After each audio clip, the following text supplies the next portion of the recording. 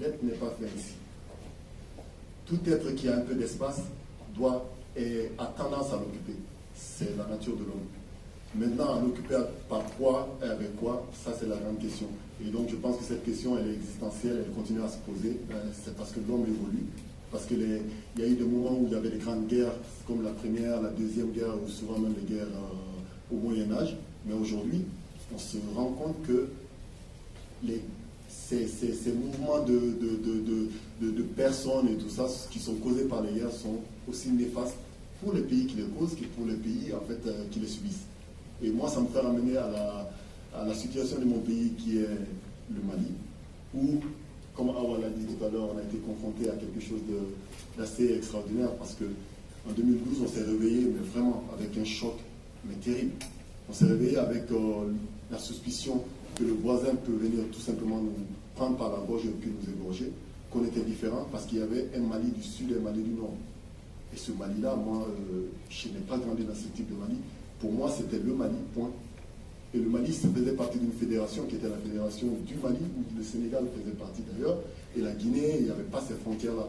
Donc, ces cultures, aussi diverses qu'elles soient, se sont rencontrées et ont cohabité pendant tout ce temps. Alors, qu'est-ce qui a posé tout ça? La question, ça, c'est une longue question qui mérite de longues réponses, mais les réponses, il existe. Donc, quand il y a eu le coup d'État pseudo-militaire au Mali, on était jeunes entrepreneurs, des responsables d'associations, on vaguait à nos occupations de façon très insouciante, et on s'est retrouvés comme ça, confrontés à une violence qui était non seulement physique, mais aussi qui était verbale. Donc il fallait réagir. Et heureusement que les réseaux sociaux étaient là parce qu'on avait eu quand même le temps de Facebook et les autres, on échangeait d'autres messages que ces genres de préoccupations. Donc quand ça s'est posé, on s'est dit, bon, voilà, qu'est-ce qu'on fait? Donc on s'est organisé, on a fait une première rencontre parce qu'il y avait quand même des politiques qui s'étaient mêlés, mais ils étaient un peu à la base de tout ça, parce qu'on allait dénoncer. Mais dénoncer seul, ça n'avait aucun impact. Et avec la force des réseaux sociaux, on s'est réunis, et là, on s'est réunis à la Bourse du Travail, qui est un symbole au Mali, parce que quand il y a eu la dictature en 91, quand la dictature est partie, c'était grâce à ce mouvement-là des travailleurs. C'est pour cela que la Bourse du Travail ici, c'est tout un symbole pour nous, parce que ça représente beaucoup de choses. C'est tout ce qu'on essaie de détruire aujourd'hui au niveau de notre gène, au niveau de la population, en disant que oui, les syndicalistes, c'est ceci, cela. Mais sans ces syndicats, sans ces associations, il n'y aurait pas ces droits. Quand Jaurès a commencé à mettre en place les fondements du mouvement de la paix, c'était au moment où ça n'allait pas. Eux, ils n'ont pas préparé la guerre pour faire la paix, ils ont préparé la paix en temps de guerre. Donc c'est sur ça que nous, on s'est basé. Donc il y a on n'a pas recréé la roue, mais il y a des exemples, des vrais exemples qu'il faut prendre pour faire évoluer le monde. Donc nous, on est parti de cet exemple-là. Il y avait le mouvement Yalama, on s'en est inspiré tout simplement. On a fait le mouvement, le collectif Plus Jamais Ça, qui disait plus jamais de barbarie, plus jamais que la Constitution soit bafouée, plus jamais les militaires au pouvoir, plus jamais de tout ce qui est mauvais. Donc on s'est érigé contre les militaires armés. Ils sont venus nous encercler, ils nous ont menacés, ils ont fait plein de choses, mais nous on a continué, parce qu'on n'était pas armés. Parce que tout ce qu'on disait était vrai, et ce qu'on disait, même eux les militaires pouvaient se l'appliquer à eux. Donc il n'y avait pas d'opposition.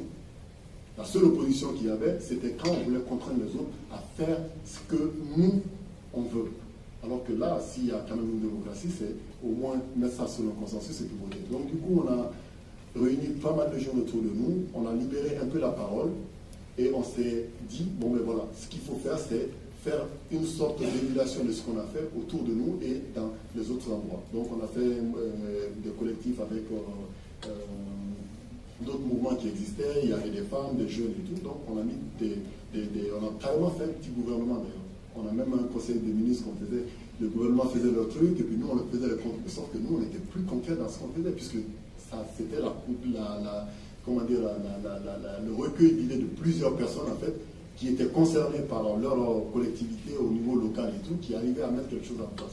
Donc du coup, on a participé à des débats, on a fait des débats contradictoires même entre nous, pour essayer de voir où est la pertinence. Et pour en revenir à ce qu'Awa a dit, et pour ne pas être long, parce que je vais essayer de synthétiser, c'est très difficile, ça me perturbe un peu. Donc du coup, on s'est dit, il faut déjà voir quelles sont les causes profondes. Et on est revenu à la même chose, c'est la paupérisation. C'est-à-dire qu'on essaye, que ce soit les zones rurales, que ce soit les zones urbaines, on se retrouve avec les mêmes problèmes. Soit c'est le problème du chômage, soit c'est le problème de l'accaparement des terres. Soit c'est le problème de la stigmatisation des femmes, soit c'est le problème de la radicalisation au niveau des religions. Les religions ne sont pas les problèmes, c'est les hommes qui les pratiquent qui le sont. Il va falloir à un moment donné qu'on se pose les vraies questions, qu'on ne se dise pas parce que tel est issu d'une population machin et tout, et maintenant il vient en France, il va nous contaminer. La contagion, elle est là, on est des hommes. Du moment qu'on a été en contact une seule fois, on prend un peu de l'autre.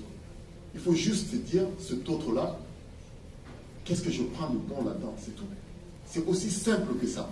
Tout le reste en disant qu'un jeune Français qui doit être déchu de sa nationalité ou quelqu'un parce qu'il est d'origine telle ou il doit se justifier, à mon avis, ça n'a aucun sens. La France n'a jamais été autre qu'un pays qui a recueilli, c'est l'un des pays les plus cosmopolites. Et nous, on a la même configuration au Mali. Il y a plus de 44 ethnies. Vous imaginez, en termes ce n'est pas des dialectes, hein, c'est des langues qu'on parle chez nous. Ce n'est pas des dialectes. Et l'Afrique n'est pas un pays. Et ils ont tendance à le faire. Et ça, je le dis tout le temps, il va falloir à un moment donné qu'on arrive à ne plus globaliser et à ne plus stigmatiser en prenant tout en un ensemble. Chacun d'entre nous a ses sensibilités, a ses rapports à son histoire. Et on ne peut pas continuer à faire ça. Et je conclue là-dessus en disant qu'on est des hommes, on a chacun nos sensibilités, on a chacun notre histoire, et il est tellement impératif que ce soit l'homme qui soit au centre des décisions de l'humanité. Je vous remercie.